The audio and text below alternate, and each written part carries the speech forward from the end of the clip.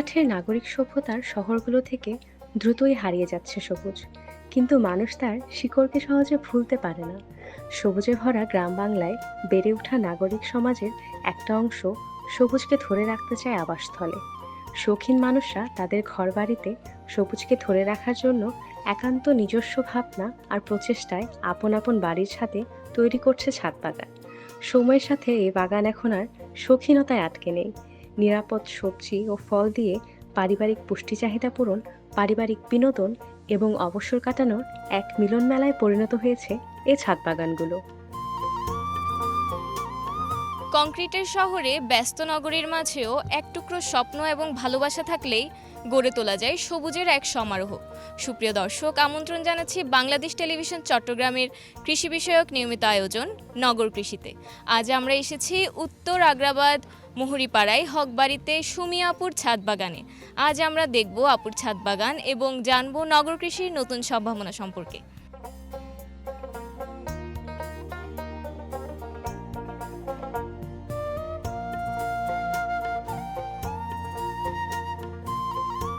আসসালামু আলাইকুম আপু। ওয়ালাইকুম সালাম, কেমন আছেন? ভালো আছি, আপনি ভালো আছেন? আছি ভালো। আপনার সুন্দর বাগানটা ঘুরে দেখলাম, এখন আমরা দর্শকের উদ্দেশ্যে একটু দেখাবো। এর আগে আপনার পরিচয়টা একটু জেনে নিব। আমার পরিচয় হচ্ছে, আমি একজন গৃহিণী, আমার নাম সুমি বড়ুয়া। আর বাগান করাটা আমার শখ। আমার একটা পেজ আছে, মূলত আমি এখন আমার ভিডিওগুলো আমি পেজেই দেই। তো এটার উৎসাহ থেকে যখন আমাকে দর্শকরা আরেকটু ভালো করে বলে, আমার অডিয়েন্সরা যখন দেখতে চায়, এইটার থেকে আমার আরও আগ্রহ বেড়ে গেছে গাছের প্রতি। আর এখন আমি রীতিমতো বাগানই করি, সাথে আমার হাজব্যান্ড থাকে আমার বাগানে সহযোগিতা করার জন্য। আচ্ছা, এখন একটু গাছগুলো দেখব। আচ্ছা আসেন। এটা হচ্ছে একটা পেয়ারা গাছ, কাজি পেয়ারা। এটাতে কিন্তু খুব বড় বড় পেয়ারা হয় আর অনেক ধরে। এখনই আছে, এটা 12 মাসি পেয়ারা, সারা বছর। হ্যাঁ, এই কিছুদিন আগেই আমরা অনেকগুলো পেয়ারা সংগ্রহ করেছিলাম। এখন আবার দেখেন অনেক ফুল, অলরেডি এখানে কিন্তু অনেক চলে আসছে, পেয়ারা আসছে। এটা কি বিশেষ কোনো যত্ন আছে? এটার বিশেষ যত্ন বলতে, আমরা আমাদের ঘরে যেই সবজি পচা যেগুলো থাকে সবজি, এগুলো ডিমের খোসা, এগুলো আমরা রেখে দিই, 1 সপ্তাহ পর্যন্ত রেখে এগুলো গাছের গোড়ায় দিই। জৈব সার। এটা হচ্ছে একটা বাতাসা মরিচ গাছ। দেখেন গাছটা কেমন ফলন্ত, প্রত্যেকটা ডালে কিন্তু এটার ফল আছে। এবং এটা খুবই মজার একটা মরিচ, এটা খুবই গ্রানযুক্ত।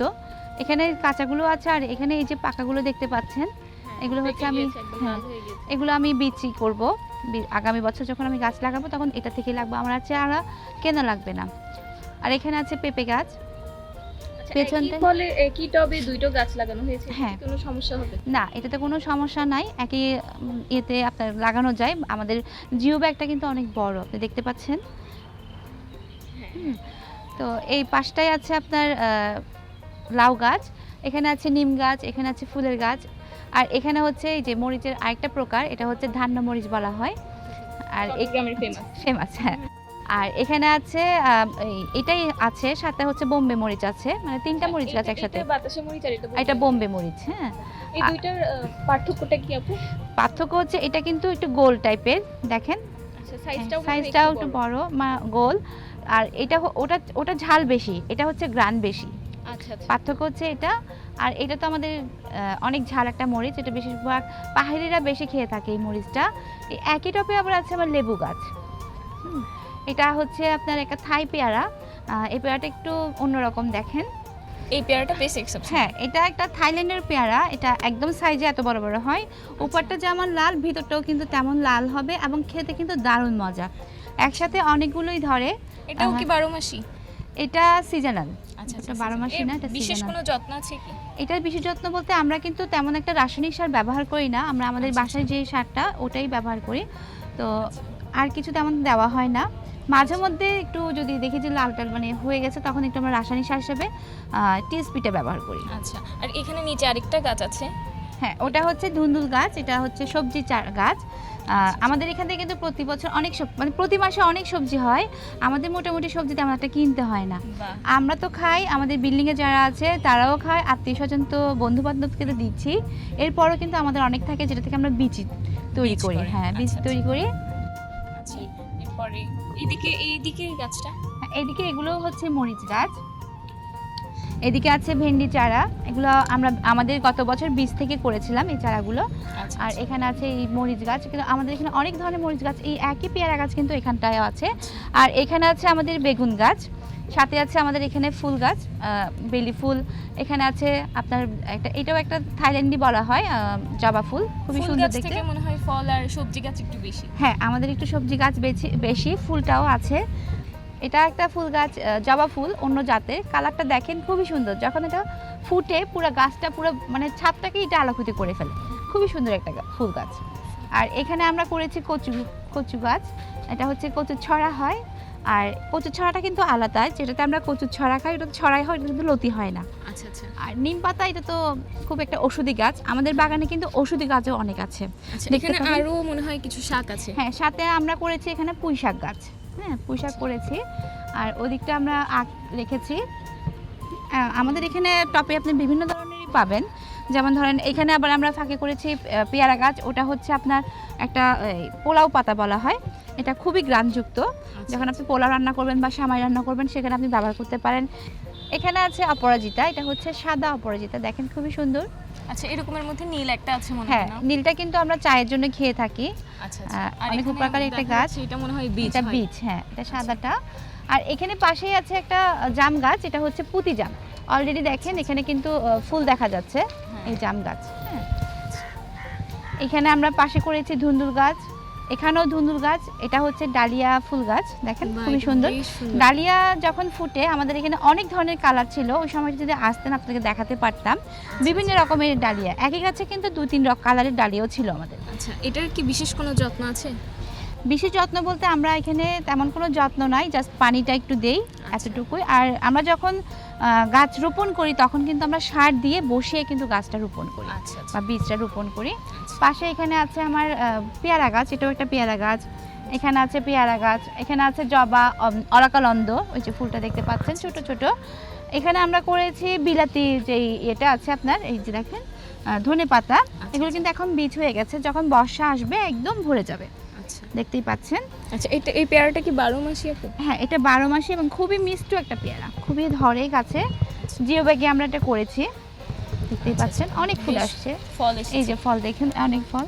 ফল এসেছে। এটা সাইজ তেমন বড় হয় না, কিন্তু তবে খুবই মিষ্টি। মিষ্টি। আচ্ছা। তো এই পাশটা আমরা আবার কিছু পাতা বাহার রেখেছি, এখানে আছে শিউলি ফুল গাছ। শিউলি ফুল তো চেনে নিয়ে, খুবই হ্যাঁ। সুন্দর ফুল। এটা ফুল ফুটেছে মনে হয়। হ্যাঁ, এখন তো সিজন না, তারপরেও আছে ফুটে কয়েকটা। আচ্ছা। এখানে আছে টপে আছে আমাদের কুমড়ো শাক। এখানে আছে পেয়ারা গাছ, আমাদের বাগানে কিন্তু প্রচুর পেয়ারা গাছ আছে, প্রচুর ধরে। হ্যাঁ, বেশ ফলও হ্যাঁ, এসেছে। ফল দেখছি। এসেছে। এখানে হচ্ছে বেগুন গাছ, দেখেন এখানে বেগুন ধরে আছে। আর এই পাশটা আছে গোলাপ গাছ, বেলি ফুল গাছ, দেখেন বেলি ফুল খুবই সুবাসযুক্ত। ফুটে আছে। আপনাকে একটা দেই ফুল, গ্রানটা দেখেন। Thank you. ওয়েলকাম। হ্যাঁ, বেশ। হ্যাঁ, এখানে ভালো আছে এটা সবেদা গাছ, এটা ফলন্ত আচ্ছা, একটা গাছ ভিতরে। পাশে আমরা রেখেছি কলা গাছ আর হচ্ছে দুধ কচু গাছ, এটা আচ্ছা ঠিক আচ্ছা। আছে। এটার ডোগাটাও কিন্তু খাওয়া যায়। আর এই পাশটা আমরা রেখেছি আপনার এই যে এটা বলে কি মিষ্টি আলু।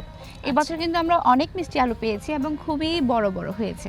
আচ্ছা আচ্ছা। হ্যাঁ, এখানে আছে আরও একটা ফুল গাছ, কারণ ফুল গাছ না থাকলে কিন্তু বাগানের শোভা বাড়ে না, সৌন্দর্য বাড়ে না, তো সেজন্য। আচ্ছা, এখানে ছোট ছোট কিছু গাছ দেখা যাচ্ছে। হ্যাঁ, এগুলো হচ্ছে সব ভেন্ডি গাছ। এগুলো আমরা আমাদের গত বছর যে বীজটা করেছিলাম সেটা থেকেই বসিয়েছি জিও ব্যাগে। এটা হচ্ছে কারি পাতা, যেটা ইন্ডিয়ার দক্ষিণ ভারতে হয়, চেন্নাইতে রান্নার কাজে ব্যবহার হয় এবং চুলের জন্য এটা বেশ উপকারী। আমি কিন্তু এটা চুলে ব্যবহার করি। আচ্ছা। আহ, এখানে এটাতে- বীজ এসেছে দেখা হ্যাঁ, যাচ্ছে। বীজ এসেছে এখানে, এই যে দেখতে পাচ্ছেন খুবই সুন্দর কালারটা।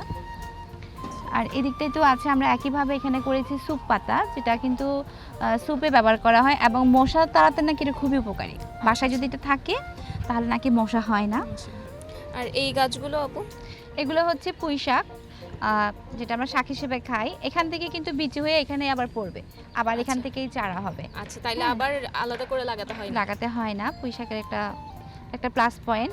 আচ্ছা আচ্ছা আপু, এতক্ষণ আপনার বাগান ঘুরলাম, চলুন আমরা বসে কিছুক্ষণ কথা বলি। হ্যাঁ, চলুন।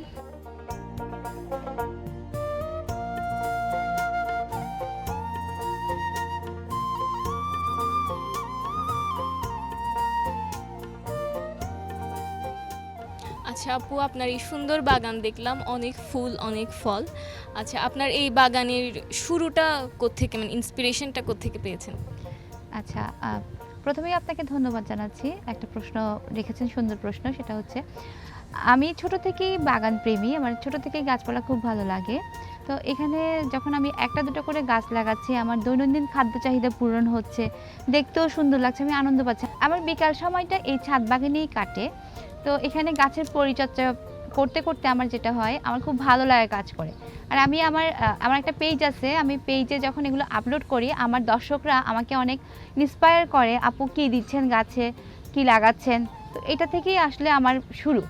আচ্ছা আপু, আপনার এই বাগানে অনেকগুলো গাছ, বড় ছোট মিলিয়ে, এই গাছগুলোর পরিচর্যা ঠিক কিভাবে করেন? আমার বাগানে অনেক ধরনের গাছ আছে, এটা সত্যি। আর আমার বাগানটাও অনেক বড়। তো এখানে আসলে আমি একা করি না, আমার হাসব্যান্ড আমাকে সহযোগিতা করে। আমার একটা মেয়ে আছে লাকি, ও আমাকে সহযোগিতা করে। তো এভাবেই আসলে আমার হাসব্যান্ড সকালবেলায় সময়টা দেয়। আমি বাচ্চাকে স্কুল থেকে দিয়ে আসার পরে যদি সময় পাই, আমি উঠি, আর না হলে আমি বিকাল টাইমটা উঠি। এরপর আমি গাছের পরিচর্যা করি। আচ্ছা আপু, এখন তো বর্ষাকাল, বর্ষাকালে আপনি গাছের যত্ন কিভাবে নেন? এখন যেহেতু বর্ষাকাল, তো পানি আমাদের তেমন দেওয়া লাগবে না। পানি এবার বেশি হলে কিন্তু গাছ মরে যায়। সেক্ষেত্রে আমাদের খেয়াল করতে হবে অতিরিক্ত পানি যাতে টবে জমে না থাকে। পানির নিষ্কাশন ব্যবস্থা সবসময় ঠিক থাকতে হবে। আর এক্ষেত্রে মরিচ গাছ আর পেঁপে গাছ কিন্তু একেবারেই পানি নিতে পারে না। তো সেক্ষেত্রে আমরা যখন বৃষ্টি পড়ে, মানে অতিরিক্ত যখন বৃষ্টি পড়ে, আমরা তখন মরিচ গাছগুলো সরিয়ে ফেলি, মানে সানসিটের নিচে নিয়ে আসি, অথবা পলিথিন দিয়ে গোড়াটাকে আমরা সুরক্ষিত করে দিই। আচ্ছা বর্ষাকালে কিন্তু আমাদের এই কাজগুলো করলে মোটামুটি আমাদের গাছগুলো ভালো ফলন দিবে এবং গাছগুলো বেঁচেও থাকবে। আচ্ছা। আর বর্ষাকালে দেখা যায় অনেকে নতুন বীজ লাগায় বর্ষাকালের জন্য। এই বীজটা আপনি কি কি গাছ লাগিয়েছেন? আমার বাগানে এখন আমি করেছি ভেন্ডি চারা লাগাচ্ছি। অলরেডি আমার ভেন্ডিতে চারাতে কিন্তু ফলন চলে আসছে। তো আমি একটু আগে পিছে করে লাগাচ্ছি, যাতে আমি শেষ সিজন পর্যন্ত ভেন্ডিটা খেতে পারি। এখন আমার বাগানে আছে ধুন্দুল, লাউ, এগুলো আমি এখন করেছি, চিচিঙ্গা। শাকের মধ্যে আছে আপনার পাট শাক, ডাঁটা শাক, কলমি শাক, আরও আছে আপনার আলু শাক। আচ্ছা আপু, আপনি আমাদেরকে আপনার বাগানটা ঘুরিয়ে দেখিয়েছেন। যত সহজে আমরা বাগানটা দেখেছি, যাত্রাটা অতটা সহজ না। তো সেই ক্ষেত্রে আপনার কি কি প্রতিবন্ধকতা আসলে ফেস করতে হয়েছে? প্রতিবন্ধকতা বলতে এখানে সবাই, আমার এই ফ্ল্যাটে সবাই কিন্তু বাগান করতে পছন্দ করে। তেমন একটা প্রতিবন্ধকতার সম্মুখীন আমি হইনি, যেহেতু আমার হাজবেন্ড আমাকে সহযোগিতা করে। তো সেক্ষেত্রে আমার তেমন একটা প্রতিবন্ধকতার সম্মুখীন হতে হয়নি। বাগান সবসময় আমাকে ইন্সপায়ার করেছে। তবে হ্যাঁ, মাঝে মধ্যে বাচ্চারা ফল ফুল ছিঁড়ে ফেলে আসলে, যেটা আসলে আমার অনেক কষ্ট লাগে। কারণ যে গাছ লাগায়, সে একটা গাছে একটা ফল ধরলে, সেটা পরিপক্ক হলে নিজ হাতে ছিঁড়ার যে আনন্দটা, সেটা যদি না পাই, তাহলে কিন্তু তখন আর মন খারাপ হয়। এটাই খারাপ লাগে। এছাড়া তেমন কোনো সমস্যা আমার সম্মুখীন করতে হয়নি, যেহেতু সুন্দর ব্যবস্থা করা আছে আমার এখানে। পানি দেওয়া থেকে শুরু করে আর কোনো সম্মুখীন আমি এখনো পর্যন্ত হইনি। আচ্ছা আপু, আপনার বাগানে বেশ বড় বড়ই গাছ আছে, বড় ছোট মিলিয়ে দু রকমই গাছ আছে। সেই ক্ষেত্রে আপনার ছাদের কি কোনো রকম সমস্যা হয়? অনেকে দেখা যায় যে বাগান করতে চাচ্ছে, তবে তাদের ছাদে সমস্যা হওয়ার ভয়ে বা গাছ লাগাতে উৎসাহ পায় না। তাদের জন্য আপনি কি পরামর্শ দিবেন? এক্ষেত্রে আমি এখনও কোনো প্রতিবন্ধকতার সম্মুখীন হইনি। কারণ হচ্ছে যে পরিকল্পনা একটা বিরাট ব্যাপার। আপনি যদি পরিকল্পনা করে আপনার ছাদ বাগানটা করতে পারেন, আপনি লাভবান হবেন। সেক্ষেত্রে আমার আপনাদের প্রতি পরামর্শ থাকবে, আপনারা গাছ লাগানোর আগে ইট দিয়ে বসাতে পারেন। নিচে ইট দিবেন, মানে একটু ছাদ থেকে একটু দূরত্ব থাকে মতো। অথবা আপনারা স্টিলের কিছু রিং পাওয়া যায়, আপনারা সেই রিংগুলো ব্যবহার করতে পারেন। আর টপের নিচে পলিথিন দিয়ে বসাতে পারেন। তাহলে আপনার ছাদে আর কোনো সমস্যা হবে না। আর সবসময় খেয়াল রাখতে হবে যাতে পানি নিষ্কাশন ব্যবস্থাটা ঠিক থাকে। আচ্ছা আপু, আপনার বাগানে অনেক সবজির গাছ দেখেছি, ফলেরও গাছ দেখেছি।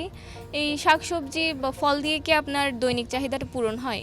এখান থেকে আসলে আমার দৈনন্দিন খাদ্য চাহিদা পূরণ হয়, এবং আমি একেবারেই টাটকা সবজিটা নিজের হাতে ফলিয়ে খেতে পারছি। এটা আমার জন্য অনেক আনন্দ, এবং এই নিজের হাতে টাটকা সবজিটা আমি যে ছিঁড়ে রান্না করছি, এটা কিন্তু খুবই মজার হয়। বাজারে সবজির তুলনায়। তো যদি বলেন যে আমার এখান থেকে দৈনন্দিন খাদ্য চাহিদা পূরণ হচ্ছে কিনা, সেক্ষেত্রে আমি বলবো আমার এখান থেকে দৈনন্দিন খাদ্য চাহিদা আমার পূরণ হচ্ছে, আমার বিল্ডিংয়ে যারা আছে তাদের মাধ্যমে তাদেরও হচ্ছে, এবং আমার আত্মীয়স্বজন যারা আছে তারাও কিন্তু এখান থেকে নিয়ে যায়। তো সেক্ষেত্রে আপনারা সবাই বাগান করতে পারেন। আচ্ছা আপু, যারা নতুন বাগান করতে চায়, বাগান করতে ভয় পাচ্ছে কিন্তু বাগান করতে চায়, তাদের উদ্দেশ্যে আপনি যদি কিছু বলেন। আমার সবার প্রতি অনুরোধ থাকবে, সবাইকে আমি এই নিউজটা দিতে চাই, আপনাদের যদি ছোট্ট কোনো জায়গা থাকে সেখানেও আপনারা ছাদ বাগান করতে পারেন বা ব্যালকনিতেও লাগাতে পারেন। আমরা সবুজ বাগান করি। আমরা এখান থেকে কিন্তু আমরা প্রচুর অক্সিজেন পাবো এবং সবুজটা দেখার যে আনন্দ সেটা আমরা উপভোগ করতে পারবো।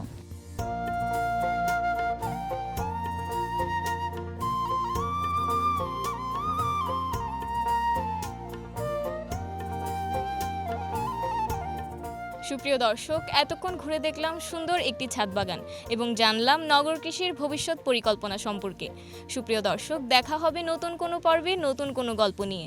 সে পর্যন্ত ভালো থাকুন, সুস্থ থাকুন, বাংলাদেশ টেলিভিশন চট্টগ্রামের সাথেই থাকুন। খোদা হাফেজ।